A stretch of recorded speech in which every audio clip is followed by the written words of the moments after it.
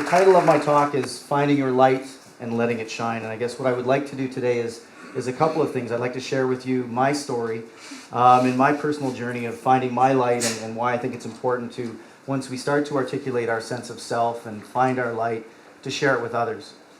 And I guess the other thing I'd like to talk about today is a little bit about the contributions that we can make, the tremendous difference that we can make to the people around us, to our communities, and maybe even the world, by understanding what our purpose is and again, sharing that with others. And the last thing I'd like to talk about, and maybe the message overall that I've heard throughout a lot of these conversations today, is that the journey that we're on is just that, it's a journey. The journey of self-discovery is really a journey with no destination. And I think the destination is really the legacy that we leave when we depart this place, and that we have a choice to make as to what that legacy can be. And so for myself, I've always been one who has really delved into myself and reflected a lot in terms of my identity and core values, and I like to use the term light. And for me, this journey started a long time ago in a place called Bangladesh. And I traveled there in the late 90s, almost 20 years ago, as a student to study international development, to work with a local NGO there. And I really wanted to thrust myself into an environment that was very, very different from my own. And at the time, I was living on the Canadian prairies, cold winters, flat landscape, and it couldn't be more different than the streets of Bangladesh, where it's one of the world's most densely populated countries, and I come from one of the world's least densely populated countries. High levels of poverty, yet an extremely colorful and vibrant and beautiful people that live there. And they welcomed me into their community, and I lived there for 3 months. And it was here that I really started to delve into the idea of reflection. And so each evening after I would spend a day in the field, I would meditate with the cows. No, I'm kidding. Each evening I would reflect on my experiences of the day, and I would journal about it. And over the course of 3 months, I wrote hundreds and hundreds of pages in my journals. And what had started to happen was I wasn't writing so much about the experience of the day, but I was writing more about how that experience impacted me and what kind of meaning it had on me, and how this experience was shaping me as a person and starting to challenge my perspectives and worldview. And so it was a very, very deep and meaningful experience for me over the course of 3 months.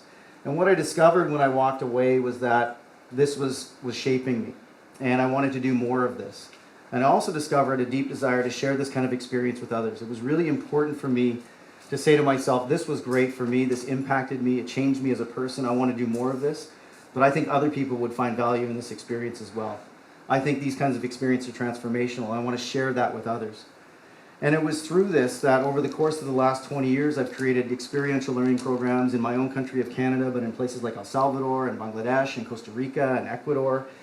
And I discovered the tremendous value of, again, not just articulating my sense of purpose and exercising it, but allowing others to do the same. The idea of finding my light, but helping others find theirs as well.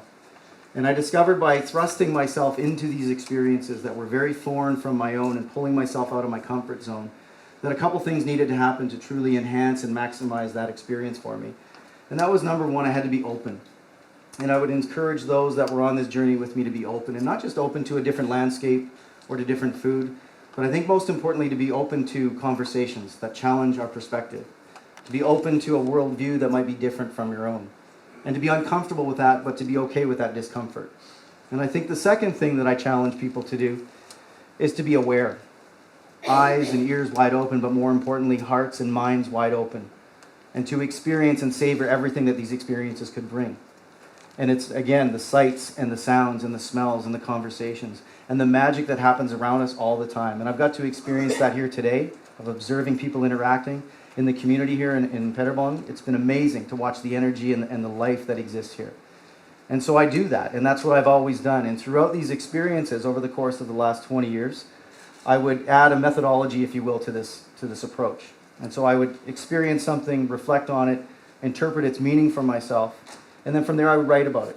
And journaling is something that's become a part of my life, and it's something I've woven in and out of my experience for the last 20 years. And it really helps for me to understand what it is the experience and interpret its meaning for me. And so from there, this is kind of what I did over the course of 20 years. Delving in and out of these experiences, weaving it into my career, into my personal life. And I discovered my mantra to really be creating opportunities for people to transform, to connect people with experiences and opportunities. I wanted to help people increase their capacity to discover their purpose, to increase their capacity for love, to increase their capacity for contribution. And so these words meant a lot to me as I would write about it continuously and share these thoughts with others and share these experiences with others with hope that they would find a sense of purpose, that they would find their light. When something shifted a few years ago for me, about 4 years ago, I moved my family across the country. Canada's a fairly large country, and we moved 2,500 kilometers from the prairies of Manitoba to central Canada and Toronto.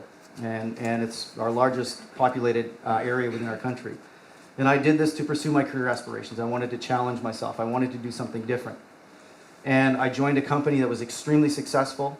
We were the best at what we do in our country. And I had achieved a lot of success throughout the first few years there. But I realized that something was missing. And as I would reflect on my experience, there was a bit of an emptiness there. There was a disconnect from what I had done and what I had always done with respect to connecting with communities and people and finding purpose and meaning in my life. And I really delved into this, and it created a bit of disruption inside of me. And I realized that I was defining myself by success and not so much health and well-being and impact and making a difference.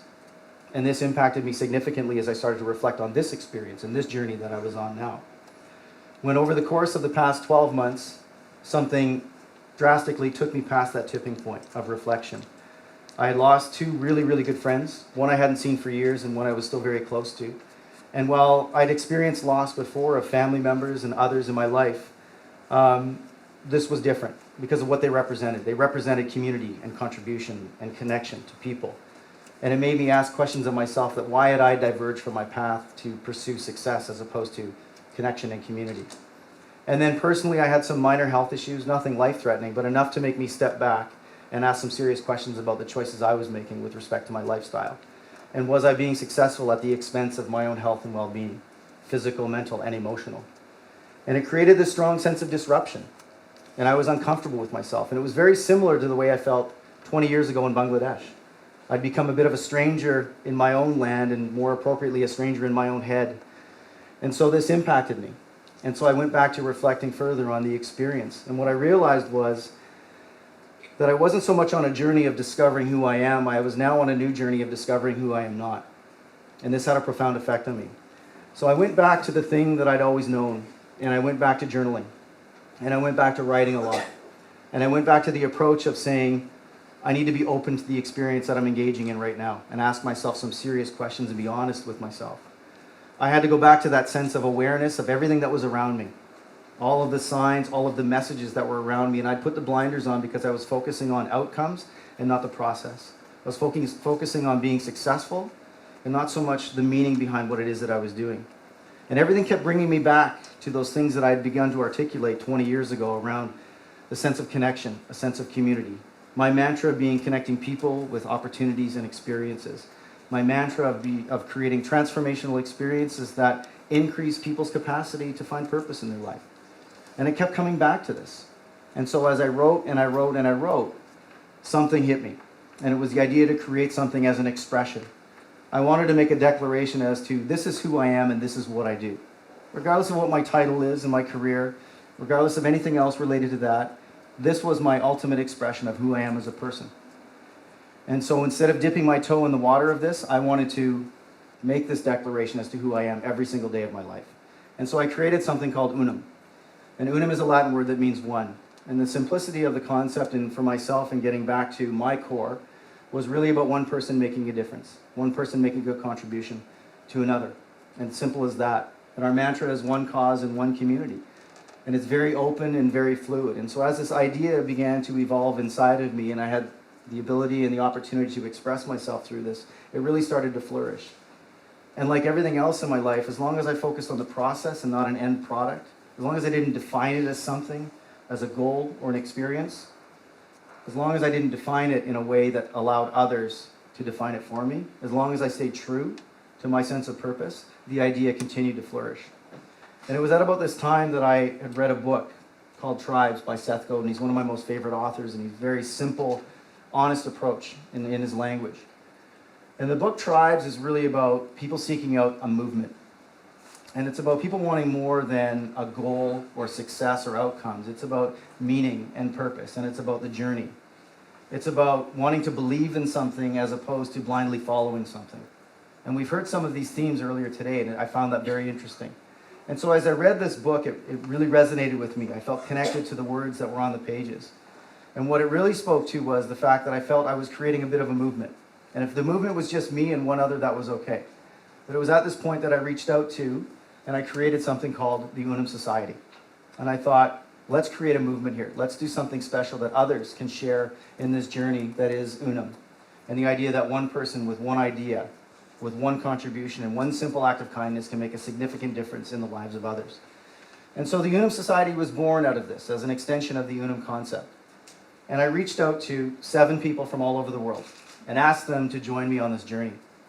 So from Germany to Costa Rica, from Bangladesh to El Salvador to my home country of Canada, there's this amazing eclectic mix of individuals that all bring some very unique and special talents and some unique and special perspectives, but they all share the will and desire to transform the community around them. And the journey that we've been having together and the conversations that we've been having has been unbelievable and amazing. And it's been really special to share this with others around the globe. So as this idea has been evolving and unfolding, and we're telling our story through our blog, and we're engaging in projects in various places around the world and sharing ideas and perspectives as to how others can create a cause for themselves, how others can find their sense of purpose through these conversations, the response has been really interesting. And I'm grateful to people like Narina and the others up there, Freddie and Sid and Ivan and Sabrina and Tomas and Kayla, from where they're coming from to share their perspectives has been really special for me. And so in a way, I'm not just now finding my light, I'm helping others find theirs. And they're doing the same and paying that forward. And so the journey's been amazing. And the response has been tremendous. And we've been getting conversations and receiving questions from individuals from all over the world, just wanting to engage in a dialogue about how they can create change in their communities. But from there, the concept does have some questions about it. And what does this mean and why is this different? What is so special about the Munem Society that I can't go and pick up any self-help book in the library and read about a way that I can find purpose? And there's lots of great books out there, and everybody has to find their own way, whether it's using the term love or purpose or light or passion or your gifts. Everybody has their own way of interpreting that. And there's lots of great organizations out there that can connect you with communities to provide service and to contribute to the livelihoods of others and their well-being. But I think what makes us special is a couple of things. When I think about the Munem Society, it really is grounded in the simple notion that one person can make a difference. And we're really talking about making a difference one person at a time. It's not so much about becoming the next Nelson Mandela or Martin Luther King Jr. That's great to aspire to that. But I really want people to be better neighbors. I want people to not be judgmental when they see a homeless person on the streets. I want people to be better family members and be more compassionate and empathetic and understanding. That's where the dialogue starts. That's where transformation starts. It starts within before we can transform someone else. And that's really what the Munem Society is about. It's about being an ordinary Joe and finding your passion and exercising it and letting it shine for others. And I guess the last thing I would leave you with in terms of what I feel our purpose or our mission is best described by a story I'd like to share. About 10 years ago, I had the opportunity to engage in a community development project in El Salvador, and we worked with a local non-governmental organization there in a local community.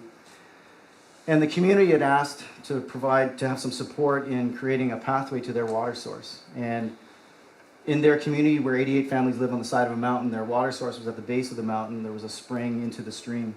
And at that time, it was really just a single-track animal trail carved in the side of the mountain. And during the rainy season, it was almost impossible for people to access their water. And so they'd asked us to, maybe we could engage in this project with them. And so we went to El Salvador, myself and some colleagues and some students, and we engaged in a project that was quite simple. We were to build a 200-meter long, 2-meter wide, handmade out of volcanic rock pathway down to this water source. And over the course of the first few days, we discovered that we were not just connecting with this community, we were connecting with people that had become friends of ours. They had become part of our community, part of our tribe. And we shared something very special there. And whether it was sharing our water on the mountainside, that's a very, very powerful humanistic exercise, or whether it was sharing our stories with each other and asking about our families and being interested in who we were as individuals and people. The conversations were very deep and caused us to reflect a lot on our experience. And what we discovered was that the pathway that we were building to the water source was very symbolic for what we were doing there. It was really just our outlet It was our way of exercising our love for humanity. That's what we were there to do. And I recall one night around the campfire, we were having this conversation about sharing. We weren't there to give anybody anything. It wasn't about charity. It was really about sharing an experience together. It was about connecting, people connecting with people. And it was very simple yet very powerful messages. When there was a bit of a pause in the conversation, and I remember the gentleman on the right, his name is Don Seferino Mendez, and at the time he was in his mid-70s, and here's an individual living in a country like El Salvador that had experienced a horrific civil war, natural disasters, and poverty, and violence, and this gentleman had seen it all. A very wise old guy, and we nicknamed him Pops. And he would sit around the campfire at night with us, and we would tell stories, and he was kind of this wise old sage that would share advice and tell us stories. And when he said something in Spanish, that our group immediately turned to our interpreter, Freddie Ramos, who is also a member of the Unum Society now. And I could tell by the look on Freddie's face that what Pops had said was extremely powerful, and there was a gravity to what he had said. And as our attention turned to Freddie, he looked at us and in English said, and interpreting what Pops had said to us, that what you're really here doing is sharing your love with us. And that love is a gift from God, and we have a responsibility to share it with others. And think about that for a moment. That love is a gift from God, and we have a responsibility to share that with others. That's very powerful. And whether you believe in God or not is completely irrelevant. When you think about the message behind what he had said, that we've been given a gift, that we have something special within us, whether you describe it as love, or your gifts, or your passion, and in my case I like to use the term light, we all possess something very special and unique that we need to share with others, that we have a responsibility as human beings to share with others. And that moment is frozen in time for me, and I think about it every day, and it means a lot to me. And that's what the purpose is behind the Unum Society, is we feel we have a responsibility to shine our light and help others do the same. And I think right here, right now, at this period of time in our history, what could be more important? Thank you.